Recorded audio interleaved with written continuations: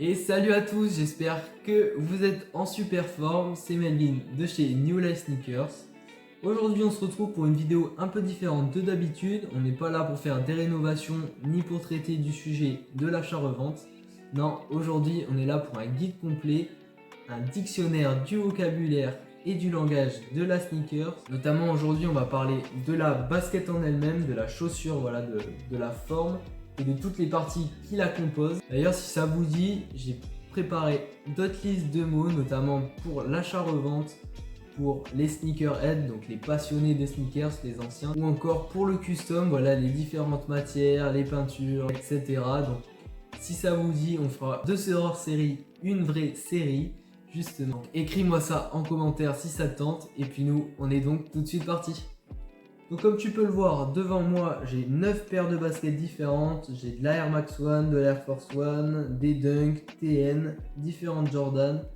Et enfin cette Air Force One White, le classique, sur lequel je vais vous montrer les différents empiècements. J'ai donc au préalable créé une liste d'une vingtaine de mots que je vais directement vous expliquer pour comprendre en détail ce qui compose la basket. Notamment, premier mot qu'il est important de comprendre, c'est la sneakers. Sneakers, qu'est-ce que ça veut dire? C'est déjà la traduction de basket en anglais. Et donc pourquoi nos petits américains l'ont appelé la sneakers? Tout simplement, déjà ça veut dire chaussure avec une semelle en caoutchouc. Et justement, ce genre de semelle, quand on marche, ça fait du bruit. Et eux utilisent l'onomatopée sneak, sneak. Et ils ont donc appelé ça une sneakers. Ouais, vous voyez le délire, c'est les Américains, hein, ils n'ont pas trouvé mieux que sneakers. Maintenant que ça c'est dit, on se retrouve avec le deuxième mot qui est shape, qui veut dire forme, qui définit la forme globale de la basket, si elle est grosse, fine, montante, basse. Donc voilà, par exemple, cette Air Force One, c'est une paire low. Low, qu'est-ce que ça veut dire? On y vient tout de suite. Pour la shape, on a trois mots qui la définissent en général. On a low, mid et high. Ils veulent chacun dire bas, moyenne et haute. Pour les lows, justement, on a comme cette Air Force One, ce sont les paires basses du coup. Notamment toutes les paires de skate en général vont être des lows, comme les Dunk SB notamment. Ou encore par exemple les Vans qui sont très connus, ou différentes paires. On a aussi les Jordan 1 low. Et ensuite, on a mid, comme cette Jordan 1 mid. En général, voilà, il y a peu de paires qui ont des mid, mais notamment les Jordan 1 qui sont très connus. Comment faire la différence avec une high? Déjà, ça se voit largement à la forme globale de la paire. Ça va tout simplement se jouer au niveau du talon. Déjà, comme vous pouvez le voir, la paire a plutôt une forme triangulaire, comme ça et comme ça, par rapport à une high qui, elle, va avoir une forme plutôt carrée, comme ceci. Donc la différence se fait au niveau du talon, à l'arrière. Vous pouvez voir que ça monte pas très haut par rapport à ici, justement, et que ça fait une forme de pente à ce niveau-là. Que sur une high, déjà on peut voir que c'est vachement plus montant et que ça va être sur quelque chose de linéaire à ce niveau-là. Pareil, la languette va avoir tendance à être plus haute. Maintenant que tout est dit sur la forme globale de la basket, on va pouvoir passer aux différents empiècements et on commence directement avec la semelle qui se nomme sole en anglais. Et donc on a trois termes différents pour désigner trois niveaux de la semelle. On a premièrement l'outsole qui définit la semelle extérieure. C'est donc la partie qui va venir toucher le sol, la partie fine qu'on peut voir là. Voilà, c'est blanc, vous voyez pas. Par exemple ici, ça va être la partie verte. C'est donc la partie, voilà, qui est en contact avec le sol et sur laquelle vous marchez. Suite à ça, on a la midsole qui est donc la grosse partie, la partie blanche en général. C'est celle où aussi on peut retrouver justement les différentes technologies. Par exemple sur les Yeezy, ça va être le boost. Après on a le plus connu, c'est les Air Max, voilà, où on peut retrouver l'unité d'air.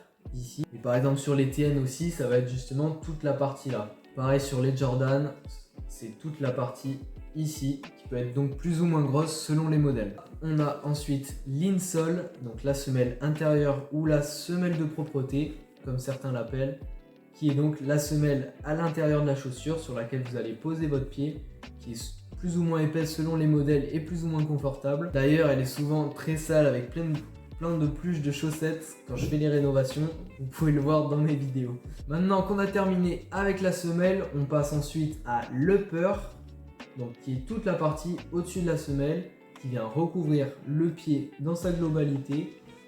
On appelle ça aussi en français l'empeigne, donc c'est la partie où il y a les empiècements sur le dessus de la chaussure. D'ailleurs, pour ceux qui savent pas ce que c'est les empiècements, ce qui est un peu la base quand même, c'est toutes les parties, les différentes parties, voilà, qu'on peut voir, qui sont cousues donc sur l'upper de la paire. Donc maintenant, on va décortiquer l'upper. Pour commencer, on a la mudguard, qui est donc la partie qui fait le tour des orteils. Tout simplement, rien de plus à dire vraiment sur cette zone-là. Elle est plutôt assez grande. Notamment sur les TN, par exemple, au bout, on peut y retrouver un bout en plastique. Ou sur certaines Jordan, comme les 3, on va retrouver justement l'elephant print ou certains motifs bien particuliers. Suite à ça, on passe dessus à la toe box, un mot quand même assez souvent employé qui désigne donc la partie qui est au-dessus des orteils, qui signifie justement en français boîte à orteils, mais c'est pas très sexy, donc pour le coup on va garder le mot anglais. Et donc c'est bien sûr la partie qu'on a toujours peur de plier, même si certains s'en foutent complètement. Les vrais passionnés sneakers, ils font bien attention. Et justement, petit bonus, ils font attention avec un embauchoir. Voilà, un embauchoir, c'est cet outil. Il y en a de différentes tailles et de différentes formes. Ça sert donc à être mis dans la paire pour lui garder une belle forme et ainsi éviter au maximum les plis quand on ne la porte pas. Maintenant, on monte un peu plus haut avec les eyelets ou les œillets en français. Ce sont tous les petits trous dans lesquels vont venir passer les lacets, qui sont justement souvent des petits trous. Par exemple sur les Converse, ce sont des petits anneaux métalliques, ou sur les TN, les paires un peu plus sportives, ça va être voilà, des petits passants comme ça, un peu élastiques, dans lesquels vont venir se ranger les lacets. D'ailleurs au niveau des œillets sur certaines paires, il y a quelque chose, un petit empiècement qui s'appelle le lock lace, qui veut dire en gros bloqueur de lacets pour éviter que le petit embout voilà, s'en aille. Par exemple sur les Air Max One, voilà, c'est ce petit bout en plastique. On le retrouve également d'ailleurs sur les Jordan 3. Et il est un peu plus différent sur les Jordan 4 aussi. Ici, donc c'est la zone en vert. Je sais qu'après on le retrouve sur les Jordan 5 ou 6. C'est un petit embout, je vous le mets à l'écran là. Un petit embout qui sert justement à resserrer les lacets. En dessous des lacets et donc derrière les œillets, on a la tongue ou la languette. Voilà, languette, on est d'accord que c'est un peu plus sexy que la tongue. À ne pas confondre avec la tongue qu'on porte l'été. D'ailleurs, dites-moi en commentaire s'il y en a encore parmi vous qui portent des tongs. Bref. Donc la tongue ou la languette, c'est donc voilà cette partie molle qui recouvre le dessus de notre pied. D'ailleurs, par exemple sur les paires de skate comme les Dunk SB, c'est une pièce qui a d'ailleurs tendance à être voilà, rembourrée pour un maximum de confort sur ce genre de paire. D'ailleurs on passe de suite à l'intérieur avec le lining, voilà, qui est donc ici la partie bleu foncé. C'est donc toute la partie dans laquelle on va venir mettre notre pied et qui sert voilà, à rembourrer tous les côtés de notre cheville. C'est d'ailleurs à ça que ça sert les paires montantes. C'est quand on joue au basket, pour nous apporter un maximum de confort et nous maintenir comme il faut la cheville. Maintenant qu'on a fini avec le haut de la chaussure, on vient un peu plus à l'arrière de l'upper et on a ici le heel, ça s'appelle. Heel, ça signifie tout simplement talon en français.